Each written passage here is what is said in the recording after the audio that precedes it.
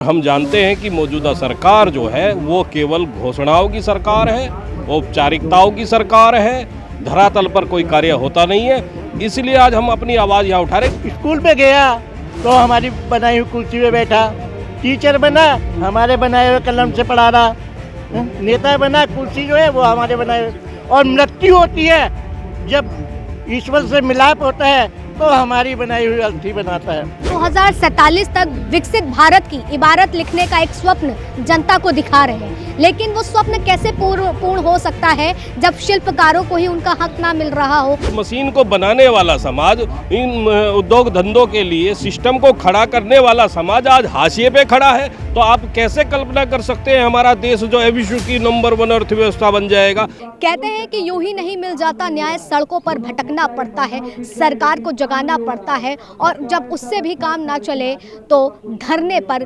बैठना पड़ता है। और जब सवाल हो सरकार से, जब सवाल हो उस आरक्षण से, जब सवाल हो उन तमाम चीज़ों को लेकर के जिसने इस देश में बदलाव लाया, जो जाना जाता है इतिहास के लिए, सवारा जाता है इतिहास के पन्नों पर, लेकिन जब उसको ही सड़कों पर आना पड़ जाए तो क्या लगता है? ये दुर्भाग्य है, देश का दुर्भाग्य है कि आज जो वर्ग जिसने परंपरागत पेशे से इस देश को संवारा, अपने पुश्तैनी कार्यों से, टेक्नोलॉजी से, शिल्प कला से इस देश को सजा संवारा और संपदा पैदा करी, और जिसके बल पर हमारा देश सोने की चिड़िया कहलाता था, विश्वगुरु कहलाता था, आज वही वर्ग सड़कों पर है, तो इसे देश का दुर्भाग्य कहा जा सकता है।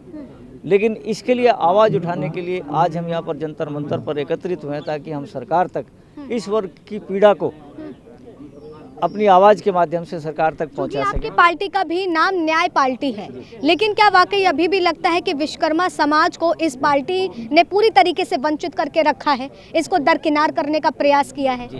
देखिए, विश्वकर्मा समाज सहित तमाम कारीगर जातियाँ, हमने कारीगर जातियों का जिक्र किया, कारीगर वर्ग का जिक्र किया है, और इस कारीगर वर्ग में लगभग 18 कारीगर जातियाँ आती हैं, जिसमें लोहार, बढ़ई, जो परंपरागत पेशा करते थे, पुश्तैनी काम करते थे, और देश की टेक्नोलॉजी उन्हीं के हाथों में हुआ करती थी, और जो देश की सारी, चाहे वो शस्त्र बनाने का काम हो, औजार बनाने का काम हो, बर्तन बनाने का काम हो, नाव बनाने का काम हो, आभूषण बनाने का काम हो, मकान बनाने का काम हो, भवन बनाने का काम हो, चाहे वो विमान बनाने का काम हो, तमाम टेक्नोलॉजी इस कारीगर वर्ग के हाथों में थी।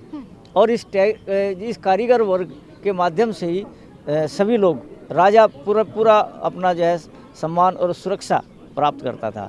लेकिन यही कारीगर वर्ग आज यदि जंतर मंतर पर खड़े होकर के अपनी आवाज़ उठाने को विवश है, तो इसके लिए पीछे 70, 80, 50 सालों का इतिहास है। ठीक है, सबसे पहले आप हमें बताइए कि आपकी आखिर मांगे क्या है? हमारी मांग ये है कि इन कारीगर जातियों से जो रोजगार छीना गया, टेक्नोलॉजी इनके हाथों से छीन करके कारपोरेट घरानों को सौंपती गई, और सरकारी पैसे से वो लोग इस वर्ग का शोषण यदि कर पा रहे हैं, इन्हें मजदूर बना करके यदि छोड़ा हुआ है, तो इसके लिए वो इनके अधिकार, इस कारीगर वर्ग के अधिकार उन्हें दिए जाएं।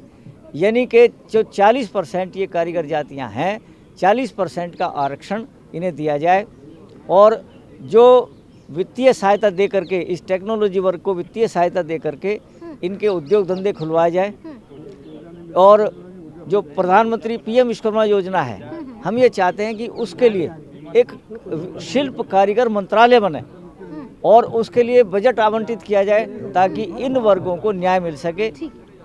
आपने विश्वकर्मा का जैसे जिक्र किया, मैं इसी बात पे आऊँगी। विश्वकर्मा भगवान की जिस तरह से पूजा होती है, और इसी दिन ही प्रधानमंत्री का जन्म दिवस भी पड़ता है, ये सबसे अहम चीज़ है। और अक्सर देखा जाता है कि विश्वकर्मा पूजा पर जिस तरह से खुद प्रधानमंत्री पूजा करते हुए दिखाई दे, सारी चीज़ें, लेकिन उस बीच में भी वाकई ऐसा है कि जिस तरह से आप लोगों की मांगे हैं, वाकई कारीगरों को जैसे एक लेखक के हाथ से किताब और कलम छीन लेना, वैसा इस सरकार ने किया। देखिए, नरेंद्र मोदी जी का जन्मदिन उस दिन है, हमारे लिए महत्वपूर्ण है भगवान विश्वकर्मा जी, और उस दिन उन्होंने अपने जन्मदिन के साथ साथ जब विश्वकर्मा समाज के लिए घोषणा की, तो लगा था कि उम्मीद थी कि हाँ, नरेंद्र मोदी जी समाज के लिए कुछ सोच रहे हैं। और वो घोषणा मात्र घोषणा रह गई, वो धरातल पर नहीं आई। इसलिए न्याय पार्टी को यहाँ पे आना पड़ा और अवसर की समानता ना करने की वजह से इस देश में सर्वजन समता पार्टी न्याय पार्टी के साथ कंधे से कंधा मिलाकर लड़ रही है। और हम जानते हैं कि मौजूदा सरकार जो है वो केवल घोषणाओं की सरकार है, औपचारिकताओं की सरकार है, धरातल पर कोई कार्य होता नहीं है। इसलिए आज हम अपनी आवाज़ यहाँ उठा रहे हैं कि देखिए, अगर आप लोग केवल ये घोषणाओं तक सीमित रखेंगे हमारे विषय को, हमारे अधिकारों को केवल घोषणाओं तक अगर सीमित रखेंगे, उस पर गंभीरता से विचार नहीं करेंगे। 2047 तक विकसित भारत की इबारत लिखने का एक स्वप्न जनता को दिखा रहे हैं, लेकिन वो स्वप्न कैसे पूर्ण हो सकता है जब शिल्पकारों को ही उनका हक ना मिल रहा हो या फिर उनके हाथ से उनकी चीजें छीन ली जाए। देखिए, हमारे आदरणीय प्रधानमंत्री जी ये चाहते हैं कि विश्व में हमारा नाम हो, विश्व स्तर पर हम जो है एक विश्व की नंबर 1 अर्थव्यवस्था बनकर सामने आए और विश्व गुरु बनकर दुनिया का नेतृत्व करे। मगर ये तब तक संभव नहीं है जब तक कारीगरों को, विश्वकर्मा समाज को उस धारा में लाकर आप स्टैंड नहीं कराएंगे जिसके बेस पर पूरी देश की अर्थव्यवस्था टिकी हुई है। देखिए, आप औजारों के बिना कुछ नहीं कर सकते, बिना मशीनरी के लिए कुछ नहीं कर सकते। मशीनरी को बना कौन रहा है, औजारों को बना कौन रहा है?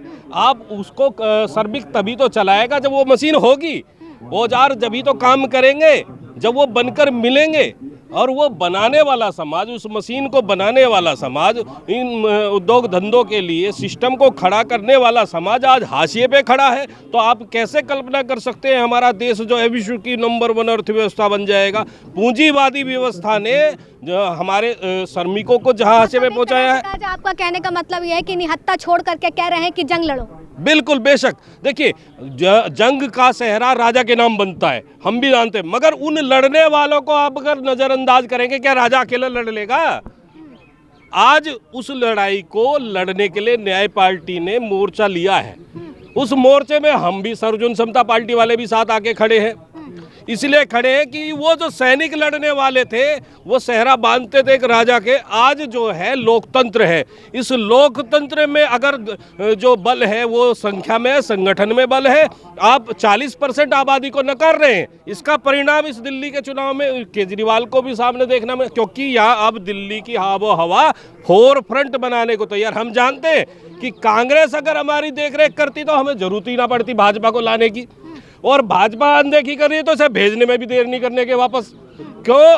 इनके विकल्प के रूप में केजरीवाल को लाए। केजरीवाल ने कहा था कि दिल्ली में आऊँगा तो रोजगार दूंगा, मगर सब वहीं हाशिए पर पड़े हैं।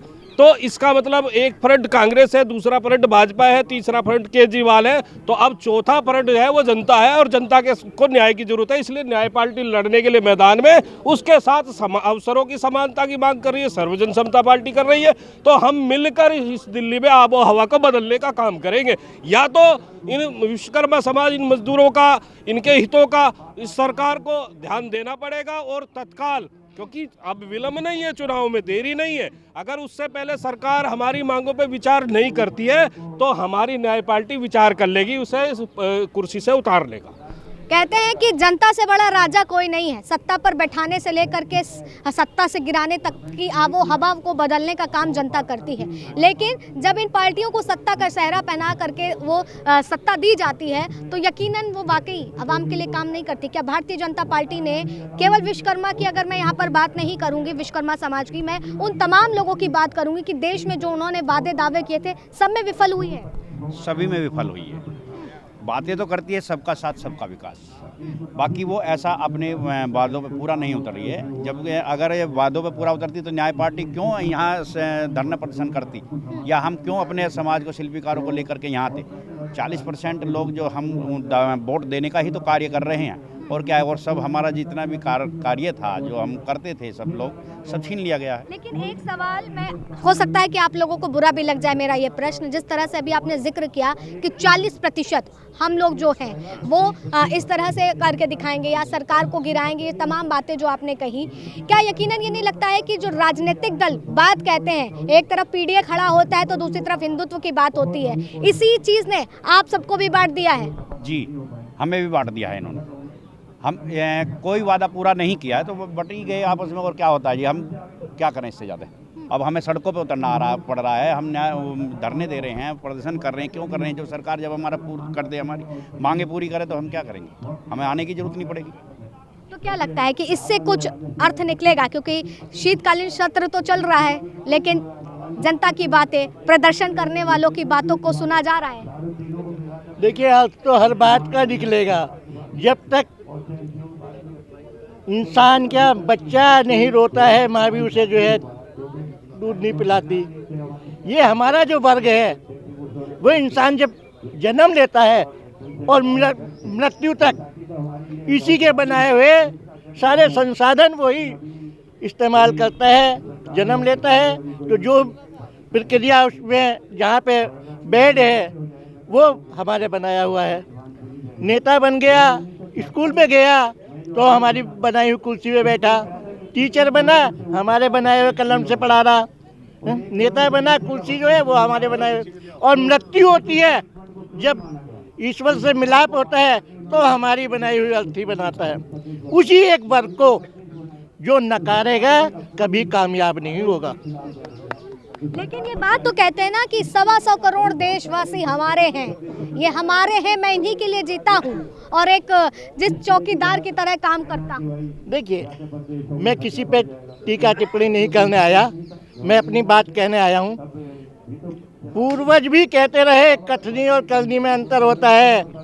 नेता वही होता है जो झूठ बोलता चला जाए, करे कुछ ना। नेता सिर्फ लेता, कभी कुछ नहीं देता। इन लोगों ने ये बात सार्थक कर दी, इसीलिए हमें न्याय पार्टी को उतरना पड़ा। हमारा जो वर्ग है बड़ा शांति प्रिय है। जब तक हमारे पूर्वज थे जो अपना कर्म करके आजीविका कमाते थे, किसी भी के साथ कोई झगड़ा नहीं करते थे, कभी रोड पे जाम नहीं करी उन्होंने। लेकिन अब देखा हमने कि जिन्होंने हमसे सहयोग मांगा, हमने उन्हें पूरा सहयोग दिया, उन्होंने ही दगा किया।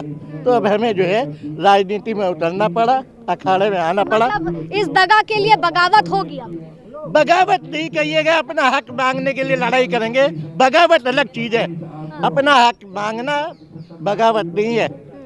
अगर अपना हक मांगना बगावत है तो इसे बागी समझो।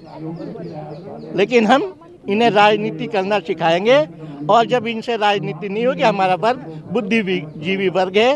राजाओं महाराजाओं जो है वो हमारे बिना नहीं चलते थे। कोई भी सृष्टि का ऐसा कार्य नहीं है, सृष्टि के निर्माण में बिना विश्वकर्मा जी के नहीं चली, सृष्टि नहीं चली। तो ये हमारे बगैर क्या शासन चला लेंगे? नहीं चला रहे तो हम आगे आएंगे, अपना शासन अपने हाथ में लेंगे और आगे बढ़ाएंगे। ठीक है, तो लगातार जो बातें कहते हुए नजर आई जा रही हैं कि गरीब कहता है कि हमारी कमर तोड़ दी गई, युवा कहता है हमसे रोजगार छीन लिया गया, विपक्ष कहता है कि इस देश को खोखला करते हुए जा रहे हैं। लेकिन उस बीच में विश्वकर्मा समाज नहीं कहूँगी, वो शिल्पकार जिसके हाथ से उसके औजार छीने गए हैं, क्या इसकी मांगना जायज़ नहीं है? ये सवाल सरकार से उठाना जायज़ नहीं है? क्या लगता है आपको? कमेंट सेक्शन में जरूर बताइएगा। फिलहाल तब तक के लिए बने रहे लीडिंग भारत टीवी पर वीडियो जर्नलिस्ट राज के साथ आस्था तिवारी।